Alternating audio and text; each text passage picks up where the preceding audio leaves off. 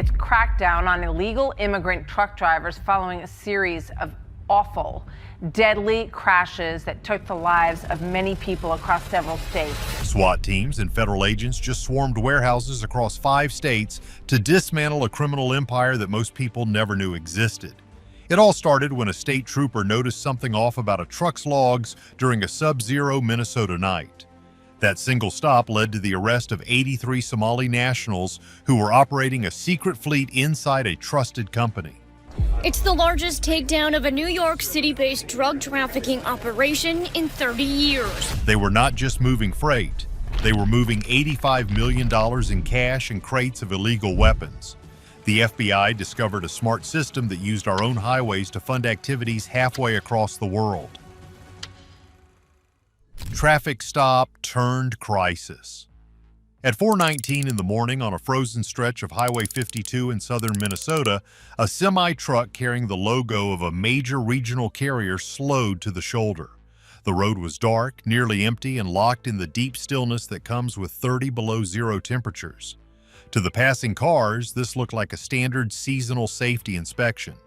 This is the kind of check conducted thousands of times every winter across the upper Midwest. There were no sirens, there was no pursuit. The driver pulled over calmly, the air brakes hissing in the cold silence. On the surface, it was simply a routine check to keep icy highways safe. But as the state trooper began the technical inspection, the atmosphere shifted. The logs did not match the load. The weight distribution was off. And when inspectors drilled into the sidewall of the trailer, they did not hit insulation. They hit a hidden room running the entire length of the truck frame. Inside were vacuum-sealed packages of cocaine, heroin, and fentanyl stacked with great care. At that moment, the officers thought they had caught a single smuggler. They were wrong. As they held the driver and began to check the vehicle, the suspect did not ask for a lawyer. He asked for a deal. The information he gave federal agents in the next hour would turn a traffic stop into a national security crisis. He was not working alone. He was part of a ghost fleet. This was a group of 83 drivers operating inside one of the Midwest's most trusted trucking companies. They used identical modified trailers and drove fixed routes through 5 states. The news does not stop on this holiday week as federal agents began arresting more than 100 people during a massive sweep. This targeted truck companies and had moved over $85 million in untraceable cash out of the United States. What agents found on Highway 52 was not just a substance bust, it was the discovery of a parallel shipping network that had weaponized America's supply chain against itself. To understand how a criminal empire hides inside an 18-wheeler, you have to look at the company on the door, North Star Hauling. For years, North Star was considered a pillar of the regional economy. They moved goods, building materials, and heating supplies across Minnesota, Wisconsin, Iowa, South Dakota, and Illinois. Their trucks were a common sight on the interstate, but the investigation started by the Highway 52 stop revealed that North Star was not just one company, it was 2. Federal investigators discovered a specific group of employees, 83 drivers, mostly Somali nationals, who worked under a completely different set of rules than the rest of the workers. While regular drivers followed demand and changed routes based on weather and fuel costs, these 83 men followed strict, unchangeable paths. They drove the same roads, stopped at the same spots, and worked almost only at night. The smart part of the operation was in its camouflage. They were not hiding in unmarked vans. They were hiding in plain sight, driving the same branded trucks as legal employees. This is what military planners call parallel shipping. They use the cover of legal business, moving pallets of food or steel, to mask the movement of substances and weapons in the false walls of their trailers. But the physical movement of substances was only half the operation. The money tracking team uncovered a laundering system that shocked the experts. North Star Hauling was not just moving freight, it was a financial pipeline. Customs and Border Protection used new technology to help find threats and break up criminal networks. Investigators linked the company's ownership to a web of fake companies with no clear business purpose. Funds did not flow through traditional banks. They moved through informal transfer networks that were untraceable and broken into small parts. Over a 3-year period, more than $85 million was transferred out of the United States to accounts in East Africa and the Middle East. The discovery of the hidden truck rooms was only the beginning of a much darker story.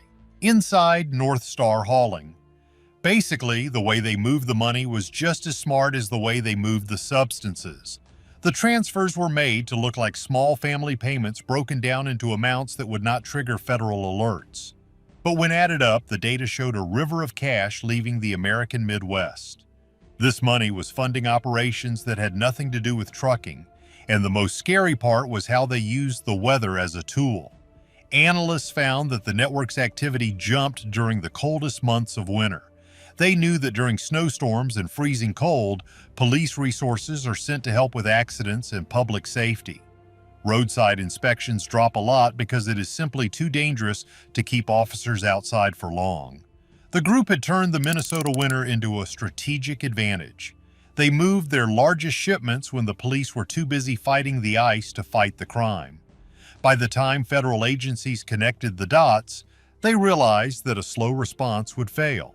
If they arrested one driver, the rest would disappear. The network would run and the money would vanish. The decision was made at the highest levels of the government. They would not take them down one by one. They would take them down all at once. The operation was named Northern Breaker. Across 5 states, tactical teams, FBI agents, and federal units began moving. They positioned units outside freight spots in Chicago, warehouses in Minneapolis, and transfer hubs in Sioux Falls. The goal was total control. They needed to secure the trucks, freeze the accounts, and arrest every member of the Ghost Fleet in a single-time strike. But according to the FBI, there are likely hundreds of dangerous truck drivers on our roads who have never been caught. Many of them have driven across the country and have left a trail of trouble behind them. As the sun set on the eve of the operation, the Midwest was hit by another winter storm. But this time, the federal agents were not pulling back from the cold. They were waiting in it. The storm hitting the Midwest was not a problem. It was the signal. Federal planners knew that the Ghost Fleet worked most during bad weather, using the snow to hide their moves. Tonight, the network was fully active. Dozens of trucks were on the road, pushing north toward the Canadian border and south towards hubs in Chicago. At 2 in the morning, the command center gave the green light. Operation Northern Breaker was live. This was not a standard police raid where a single team hits a single house. This was a timed takedown across an area larger than France. In Minnesota, Wisconsin, Iowa, South Dakota, and Illinois, tactical teams began to move. On Interstate 94, a group of 3 North Star trucks was battling heavy snow. They thought the flashing lights behind them were just snowplows. They were wrong. A line of police cars and unmarked federal SUVs surrounded the 18-wheelers and forced them onto the frozen shoulder. The drivers had no idea that their secret routes were being watched from above. Laundering the Midwest dry. The drivers did not even have time to reach for their radios. By the time the air brakes locked, tactical officers were already climbing the truck steps with weapons ready.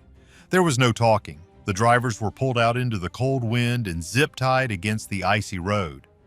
At the same time, the main attack was happening at North Star Hauling's main office in Minneapolis. An armored truck smashed through the fence, followed by many FBI teams. They were not there to hand out papers. They were there to secure a crime scene that covered 3 acres. Flashbangs went off in the loading bay, stopping the night shift workers in their tracks. Federal agents yelled for everyone to get down. As agents searched the building, they realized how complex the operation really was. In the office, they did not find normal shipping software. They found a double system. Some might think this is just about making money off tobacco, but it is not. It is organized crime. One screen showed the legal freight like food and wood. The other screen, which was locked and only for a few people, tracked the Ghost Fleet. It showed the real-time spots of the 83 specific trucks in the plot. It tracked payment plans that had nothing to do with shipping rates. It was the brain of a shadow company working inside a legal one. But the physical evidence in the warehouse was even worse. In one bay, investigators found a trailer getting fixed. Panels had been pulled away, showing the secret behind the network. The truck frame had been changed with moving false walls. To a normal person or a standard X-ray, the trailer looked empty or full of legal goods.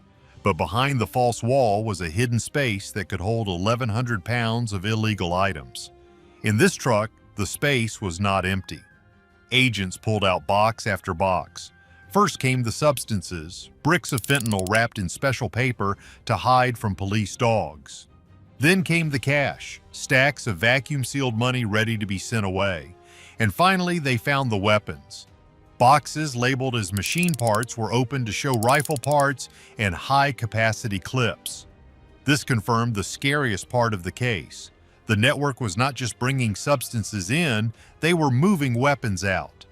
The shipping chain worked in both directions. While the main office fell, the trap was closing across the Midwest. In Sioux Falls, South Dakota, a repair shop that was actually a transfer hub was raided. Inside, they found safes with millions in cash and books showing money sent to East Africa. In Chicago, a truck parked at a quiet lot was surrounded. The driver tried to run on foot but was caught by a police dog. Inside his cab, agents found a satellite phone and a map with drop spots that had no link to any legal delivery route. By 5 in the morning, the reports were coming back to the center. The number of arrests was huge. All 83 drivers were caught. The workers in the office were held. The mechanics who built the false walls were in handcuffs. Even with the drivers in jail, the trail of money led to someone much bigger. The final shutdown. North Star Hauling, a company that had worked for years as a respected carrier, basically stopped existing before the sun came up. The immediate effect on the economy was a mess. Thousands of legal shipments were stuck. Food routes were broken. Heating fuel was late. The shutdown of a major carrier sent shockwaves through the region. This proved just how deep the criminal group had buried itself into the economy. But for the federal agents standing in the freezing cold, looking at the mountain of substances and guns, it was worth it. They had just cut a major line of global crime. As the money experts began to look through the seized computers, they realized that the $85 million was just the tip of the iceberg. The financial web did not just end in East Africa, it looped back into the U.S. banking system in ways that tied in people much more powerful than truck drivers. By the time the sun rose, the main office was a frozen crime scene. Federal agents were marking evidence in the snow.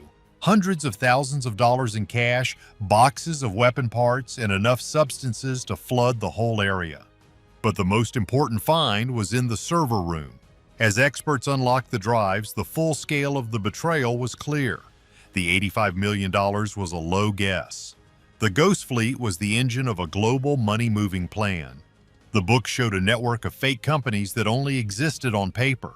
These companies with normal names were used to hide the illegal profits before they were sent out of the country. The money did not go to normal banks. It went into a secret system that moves value without moving physical cash. This makes it almost impossible to follow once it leaves the country. The goal of these funds was East Africa and the Middle East. This was not just a substance ring, it was a foreign operation using American roads to fund things far away. Federal authorities froze every bank account and seized every vehicle across 5 states. A total of 55,000 pounds of illegal tobacco was found, worth over $6 million. Other substances and 15 guns were also taken. Things get even crazier when you realize how long this was happening right under our noses. Could there be more ghost fleets on our roads right now? What do you think is the biggest threat to our highways today? Hands down, this is the most complex case we have seen in years. If you want to see more investigations like this, make sure to like and subscribe to the channel.